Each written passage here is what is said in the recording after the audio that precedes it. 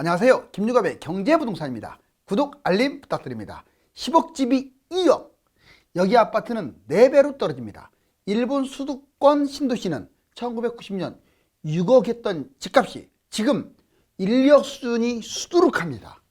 우리나라도 서울을 제외한 대부분 신도시와 유성도시, 지방의 집값이 지금의 5분의 1 수준으로 떨어질 곳들이 있습니다. 2013년 강남과 수도권 아파트가 최대 60% 이상 하락하였는데 이번에는 거품이 더 크기 때문에 70% 이상 하락하는 단지들이 나옵니다. 과연 어디일까요? 유료상담은 010-399-8808 제가 직접 매도와 매수타임 입지 추천을 해드립니다. 주말 환영합니다. 10억 집이 2억. 여기 아파트는 4배로 떨어진다. 지금 어떻습니까? 이 아파트들이 폭탄을 달고 있네요. 이제 뻥 하고 터질 일만 남았는데, 자, 이 한번 지도를 보실래요? 이게 바로 일본 동경입니다. 동경의 도심이에요, 도심. 그리고 여기 좀 약간 파랗게 여기 번져진 거 있죠. 여기까지가 바로 일본의 신도시라고 할 수 있어요. 그리고 여기 다마 신도시를 비롯해서 약간 좀 외곽에 있는 신도시들. 그리고 우리나라 한번 보실래요? 자, 이거 거의 비슷하게 크기를 해봤어요. 이게 서울입니다. 그리고 자, 이 원이 거의 다 신도시들이 이 안에 몰려있죠. 유성도시랑. 그리고 이 밖에도 물론 있습니다. 자, 그런데 거의 닮았죠. 일본은 이 도시, 이 도심 위에 이쪽 정말 집값이 싸요. 텅텅 비었습니다. 근데 우리나라는 아직 인구 밀도도 있고 아직은 고령화가 일본보다 좀 덜 됐기 때문에 이쪽뿐만 아니라 이쪽에도 뭐 텅텅 빈 집은 그렇게 많아 보이진 않아요. 그런데 놀라운 사실은 지금도 계속 신도시를 짓고 있고 이 속도라면 이제 10년만 지나도 확 느껴질 겁니다. 텅텅 빈 집들이 나오고요. 저 많은 집을 누가 들어갈 것인지. 또 집값이 형편없다고 했잖아요, 일본. 자, 도심하고 이 외곽하고 집값이 10배 이상 차이 나요. 우리나라도 서울하고 신도시가 10배 이상 차이 날 수 있어요. 여기 보실래요? 편의점마저 사라진 일본 신도시, 이 다마 신도시를 말하는 거예요. 여기 지금 여기 지도상으로 별로 안 멀잖아요. 거리가 직선거리로 도쿄 25km 밖에 안 돼요. 그러면 우리나라 웬만한 아까 여기 말했던 고양, 뭐 부천, 안양, 성남, 하남, 남양주 이쪽 신도시 정도밖에 안 되는데 왜 이렇게 집값이 뭐 6억짜리가 1억까지 떨어졌을까요? 자, 우리나라도 여기 보세요. 우리나라도 그런 현상이 나타났었어요. 강북이 1281, 이게 1500대까지 평당가가 올라갔는데 2007년부터 2017년까지 10년 동안 오히려 분당, 평촌, 일산 봐보세요. 더 떨어졌어요. 확 떨어진 거 보세요. 그러다가 최근에 많이 뛰어가지고 분당, 평촌, 일산뿐만 아니라 이기 신도시가 많이 뛰니까 지금은 아주 좋아 보이는데 이게 하락장 때가 제대로 된 거예요. 집이 남아돈다 이 말이에요. 그래서 제가 맨날 서울 하는 거예요. 결국은 일산 평촌은 강북한테도 한참 밀려버리잖아요. 자, 여기 보시면 꾸준히 오르는 아파트 가격. 자, 성북, 동대문, 서대문, 노원. 여러분들이 말하는 속칭 못 사는 강북 지역이에요. 근데 얘들 뛰는 거 보세요. 평당가. 판교, 동탄, 파주, 김포 얘들은 그냥 급나가거나 제자리 걸음이야. 이게 2017년까지의 모습이었어요. 그런데 막판에 20년 이후에 폭등하는 바람에 많이 좁혔죠. 이제 또 한 번 이렇게 폭등, 그렇게 막 2020년 같은 폭등장이 올까요? 제가 보기에는 어려울 것 같아요. 왜? 그 원인은 신도시 때문에. 서울과 근접 지역 위에는 모두 위험하다는 것을 아까 일본과 우리나라 도심, 신도시 이 사례를 통해서 알 수 있어요. 보시면 이게 서울이죠. 솔직히 이 원도 안전권은 아니에요. 이 원도 거의 한 30km, 거의 20에서 30km 바뀌기 때문에 안정권은 아닌데 그나마 괜찮습니다. 그런데 1번 이 외곽, 2번 파주 양주, 3번 김포 인천, 4번 시흥 안산, 5번 화성 오산, 6번 평택 안성 이런 데는요 지금 집값 싼 것도 아니에요. 엄청 비싸죠.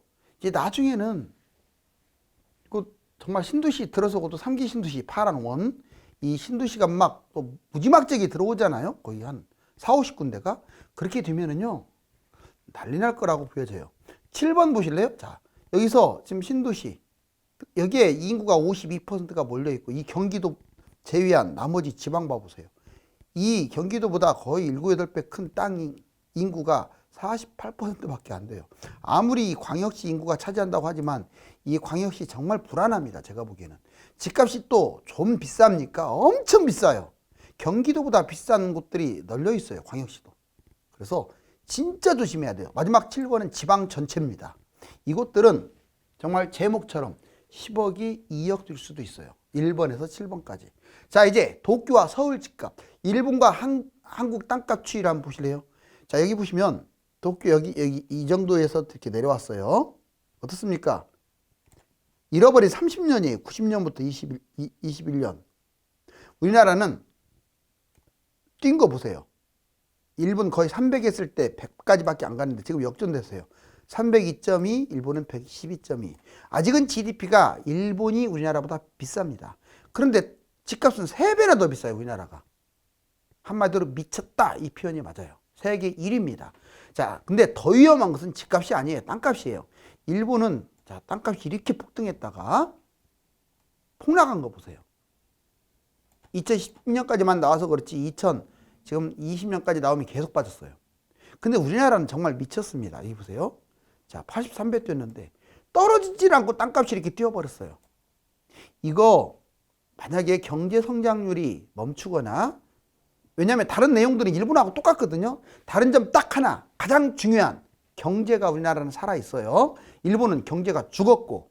그런데 경제가 만약에 죽어버리면은 이렇게 붕괴될 가능성이 커요. 상당히 땅 많이 갖고 계신 분들은 조심해야 돼요. 집값, 경제 침체 최소 2, 3년 폭락. 여기 보시면 자, 거의 91년부터 97년까지 떨어졌다가 쭉 올라갔다가 또 떨어졌다가 쭉 올라갔습니다. 이제 떨어지겠죠. 그런데 재밌는 사실은 이때 IMF가 하나의 기점이 되죠. 이때 떨어졌을 때 보면 또 1기 신도시가 있었다는 거. 그 다음에 이번에 이제 올라간 다음에 떨어졌을 때 보면은 미국발 금융위기, 바로 이게 하락을 만들었고 2기 신도시가 있었다는 거. 자, 세 번째, 이제 쭉 올라간 다음에 뭐가 또 분기점이 되냐? 코로나가 분기점이 돼요. 이 코로나발 경기 침체가 이제 경제 위기가 터질 수도 있죠. 자, 바로 A로 가느냐, B로 가느냐, C로 가느냐 남았는데 어디로 가든지 간에 3기 신도시 폭탄이 있다는 거. 항상 이 신도시가 껴있으면 망하는 거죠. 자, A로 간다, 경제가 회복된다. 근데 이 가능성은 거의 없어 보여요. 내년에나 뛴다는 얘기인데 내년 초에 쉽지 않아 보입니다. 경제 침체가 제일 확률이 높아 보여요. 이것은 1, 2년, 한 2, 3년 빠진다는 얘기예요. 자, 이제 경제 위기는 언제 회복한다는 보장도 못해요. 5번. 자, 집값 폭락 이유 3가지. 그러면 왜 이렇게 집값이 많이 떨어질까요? 우리나라의 문제가 아닙니다. 지금은 국제적인 문제. 자, 바로 3가지를 들라면 지속적으로 금리 인상. 이건 경기 침체라고 표현해도 돼요. 두 번째, 주식이나 비트코인 등 위험자산 폭락. 바로 집값, 부동산이 이 위험자산을 따라가는 거죠. 세 번째, 해외 집값 폭락. 다른 나라, 자, 뭐 미국이나 캐나다나 이렇게 다른 나라 집값하고 우리나라 집값이 연동을 해요.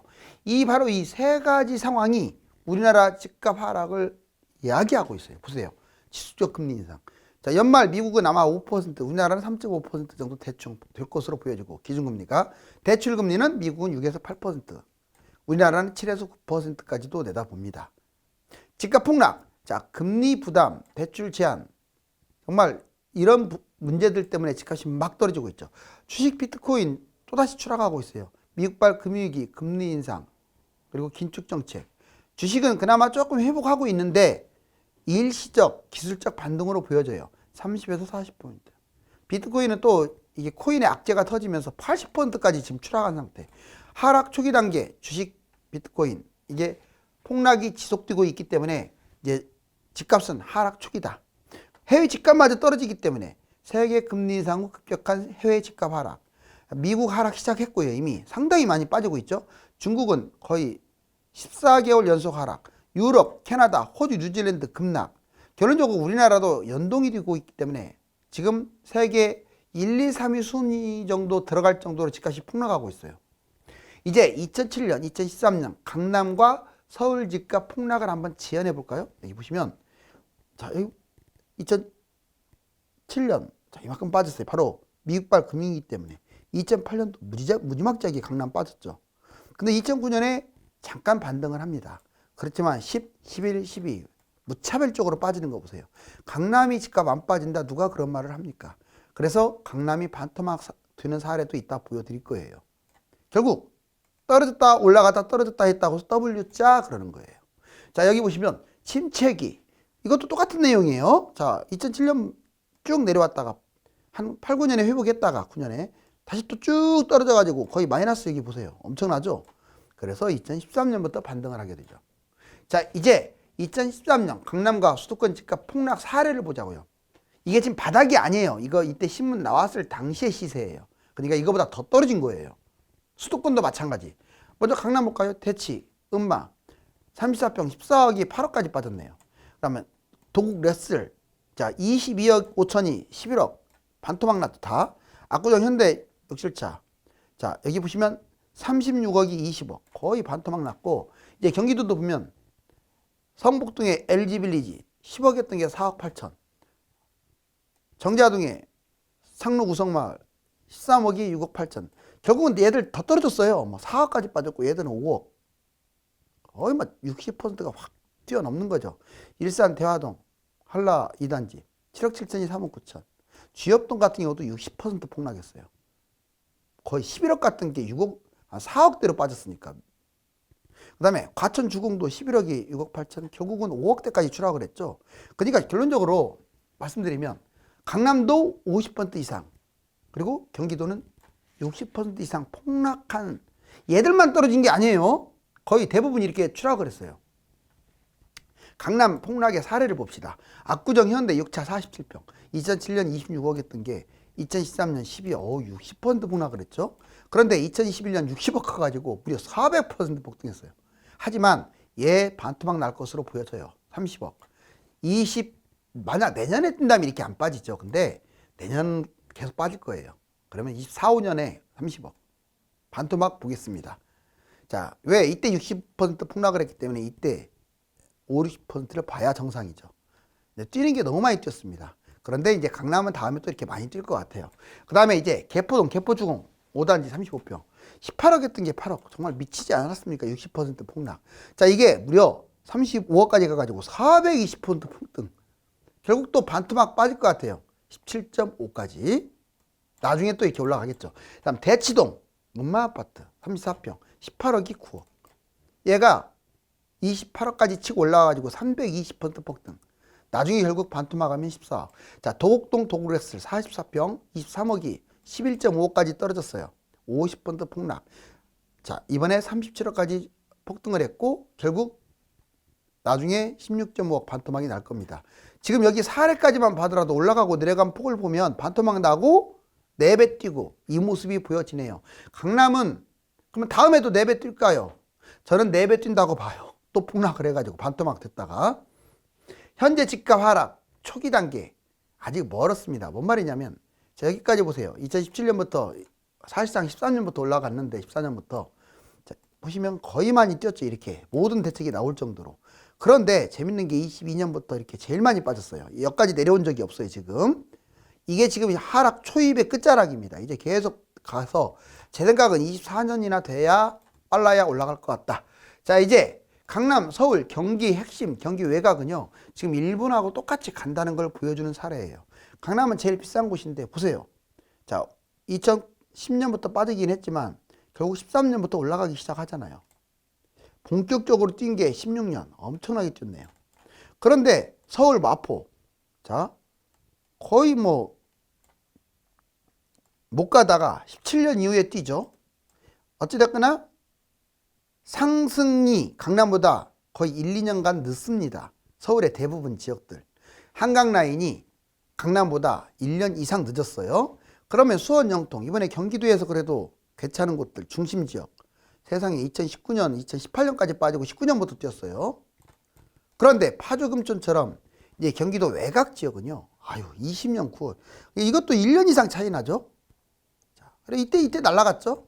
결국은 다 빠지고 있지만 이렇게 제가 무슨 말씀을 드리려고 하냐면 입지가 나쁜 곳들은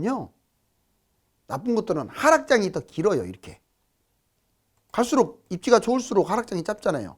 그리고 입지가 좋은 곳들은 상승장이 길어져요. 이렇게. 나쁜 곳들은 상승장이 짧아지고. 자, 이번에 특급 지역 미분양 또 반복된다. 예전에 이거 진짜 얼마 전에 했던 말인데 이제 이 짝이 나게 생겼어요. 진짜로 제가 예측했던 대로 서울의 송파 하비오, 잠실 푸르지월드, 흑석 동부 센트레빌, DMC 가재울 4구역, 레미안 강북 페리스, 왕십리 텐지, 레미안 마포 웨스트림, 강남 푸르지오 서밋 등 다 이것들 미분양 났던 것들이에요. 이기 신도시도 위례 사랑으로 부영, 위례 센트럴 푸르지오, 미사강변 푸르지오, 미사강변 통은 로얄두크, 별내 푸르지오, 수원망포 영통 SK뷰, 동탄도 대원 칸타빌리 2차. 이것뿐만 아니겠습니까? 엄청나게 다 미분양 났어요. 그런데 여기 보세요. 이거. 서울 강남 재건축. 서울 뉴타운도 이제 분양을 앞두고 있잖아요. 지금은 미분양 안 나겠지만 강남 재건축이니까 한 15억에서 20억짜리들 내년 정도면 미분양 터질 거예요. 뉴타운은 경쟁률 이번에 좀 나왔다고 하죠. 근데 얘도 사실상 이제 미분양들이 쏟아질 겁니다. 만약에 서울에 뉴타운이나 재건축이 미분양 나면요, 다 미분양 난다는 뜻이에요.